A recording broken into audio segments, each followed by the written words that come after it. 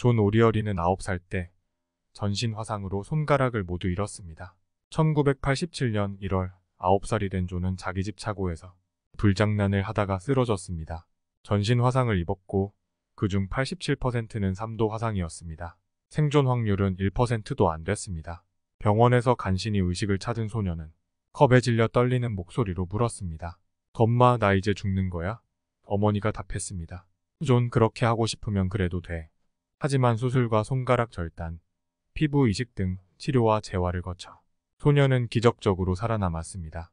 그리고 현재는 세계적인 강연가가 돼서 해마다 청중 10만여 명을 만나고 경험담을 쓴 책 On Fire and Fire는 미국에서 베스트셀러가 되었습니다. 그가 쓴 책에 이런 글귀가 있습니다.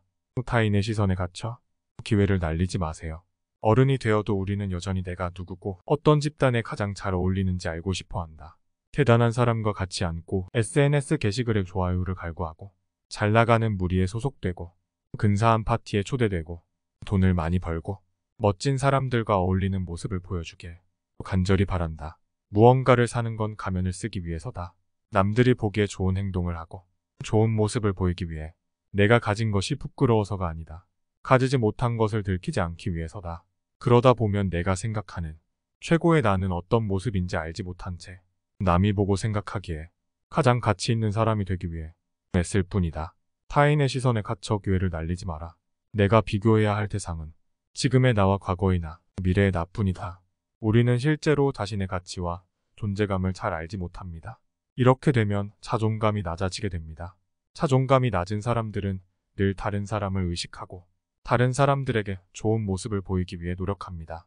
하지만 자존감이 높은 사람들은 그 삶이 달라질 수밖에 없습니다. 그럼 자존감이 높은 사람들은 어떤 삶을 살고 있는지 알아보겠습니다. 삶의 질 향상. 자존감이 높을수록 우리는 삶의 문제와 도전에 대처하는 데 더 자신감이 있습니다.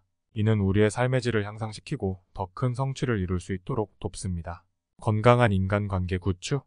자존감이 높은 사람들은 자신과 타인을 모두 존중하는 태도를 가지고 있으며 이는 건강한 인간관계를 구축하는 데 도움이 됩니다. 반면 자존감이 낮은 사람들은 자신을 부정적으로 평가하고 다른 사람들과의 관계에서도 부정적인 태도를 보일 가능성이 높습니다. 자신에게 더 많은 기회를 제공. 자존감이 높은 사람들은 자신의 능력과 잠재력을 인식하고 더 많은 기회를 추구할 수 있습니다. 반면 자존감이 낮은 사람들은 자신의 능력을 과소평가하고 놓치는 기회가 많을 수 있습니다. 스트레스와 불안감 감소. 자존감이 높은 사람들은 스트레스와 불안감을 덜 느끼며 자신감에 대한 불안감이 없어서 상황에 대한 적극적인 대처를 할 수 있습니다. 자신에 대한 이해 증진. 자존감이 높을수록 자신에 대한 이해가 높아지고 내적인 안정감을 느낄 수 있습니다.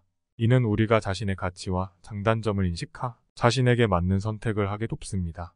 존 오리어리는 사람들이 내 경험담을 구명튜브로 삼았으면 좋겠다고 했습니다. 자신이 어릴 때 겪은 끔찍한 사고는 슬프거나 나쁜 일이 아니라 일종의 선물이었다고 했습니다. 끔찍한 사고를 겪고서도 본인의 자존감을 잃지 않고 베스트셀러이자 유명한 강연가가 된 존 오리어리를 보면서 건강한 우리는 과연 어떤 생각을 해야 할까요? 우리가 스스로 찾아내고 지킨 나의 자존감은 우리를 행복으로 이끌어주게 될 것입니다.